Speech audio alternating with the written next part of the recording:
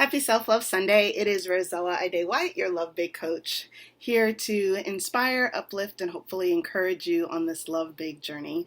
Thank you so much for being a part of the Love Big Collective. I appreciate each and every one of you and the ways that you have engaged and the ways that you continue to wonder about your role in not only loving, but also in being someone who believes in love that is life-giving, justice-seeking, and world-changing. So welcome. It is Sunday, June 14th, maybe? I think. Yeah, is that what we're at? It's Sunday, June 14th. It sure is.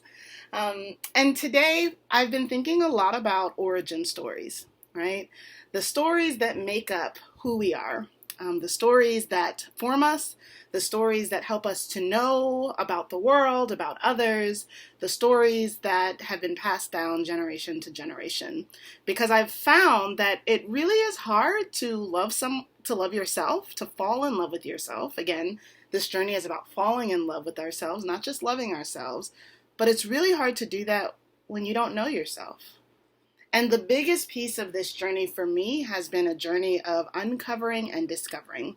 Uncovering the stories, the myths, the archetypes that make up who I am, that make up who my family is, and discovering the woman, the person, the justice seeker that I have been called and gifted to be.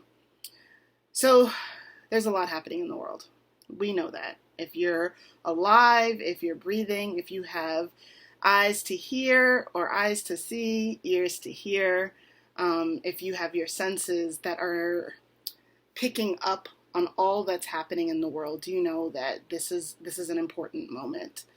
And I'm recognizing that this moment is undergirded by stories that aren't always true. That the history of our space, especially those of us that are in the United States of America, has been a history that has often been told in ways that are incomplete. It's been a history that has not actually dug into the varied stories and the varied peoples and the varied experiences that make up this country. Over the last few days, I've spent a lot of time watching movies. I'm someone who loves pop culture, and movies are a way that I'm both able to learn and also a way that I am able to deeply delve into different topics. So whether they're fiction or nonfiction or loosely based on a story, I just love movies as they show us different parts of people's experiences. Well, every movie that I've watched, everything that I've watched from last Thursday until today have been movies that have dealt with the Black experience in the United States. So I started off with I had not watched Queen and Slim, a beautiful story that was written by Lena Waithe and that was shot by Melina Matsoukas. I always mispronounce her name, but two incredible Black women and artists, and it talks about a couple that on their first date have a run-in with the police, and then this run-in leads to a crime that's committed, and then they're on the run. So I watched Queen and Slim, and it was one of those things that as I watched it, I felt like it was a love letter to Black America, to Southern Black America, the way that we were shown and viewed and just how our stories were told. I watched Harriet, the story of Harriet Tubman, that came out this last year. So that was one of the movies that I watched that had a female-centered lead. I watched the new Netflix movie, the Spike Lee joint, The Five Bloods, which was breathtaking. It was difficult and it was informative, and it wove protest and Black life and war and drama together in a way that only Spike Lee can do. I also watched Just Mercy. I hadn't watched it. I'd read the book, but hadn't really gotten on the bandwagon of seeing the movie, and it was beautifully done. And anyone who's read the book already knows the story of Bryan Stevenson and the Equal Justice Initiative based in Alabama, and it is another great resource.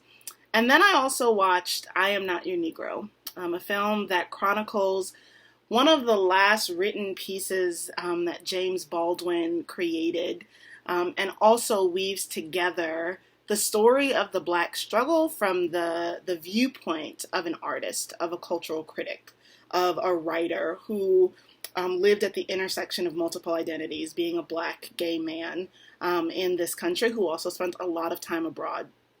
And so I've been in the space of deep reflecting about origin and about stories that make up our origin.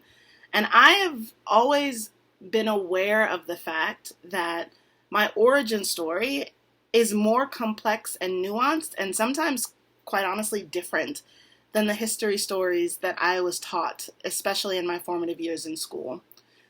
I ended up going to a historically black college and university. These are schools that were formed after slavery during the short and chaotic period of Reconstruction. I started at Spelman College. I'm an all-female institution in Atlanta, Georgia, and I finished at Texas Southern University, which is right here in Houston, Texas. And the thing that I loved about these experiences was that they told history from a side and from a posture of a people, black folks, and other folks who are labeled as minority or racial and ethnic groups in this country. These schools taught our history through those lenses. And I can remember, especially my freshman year, constantly being bombarded with thoughts and feelings that were about being overwhelmed and also being, quite honestly, flabbergasted, that there was so much I hadn't heard or learned or known. Now, fast forward as I've engaged in the self-love journey, I would say the same thing has been true about getting to know me, Rosella Ide White. As I have dove into my family story, my origin story, as I have uncovered and taken time to reflect on relationships and situations and experiences, I have learned things about myself that I didn't always know. I have learned things about my family's history that have absolutely impacted who I am today. And this is important because as we embrace this Love Big journey, we have to know who we are. And for those of us who are people of faith, I would also go on to say we have to know whose we are or to whom we belong.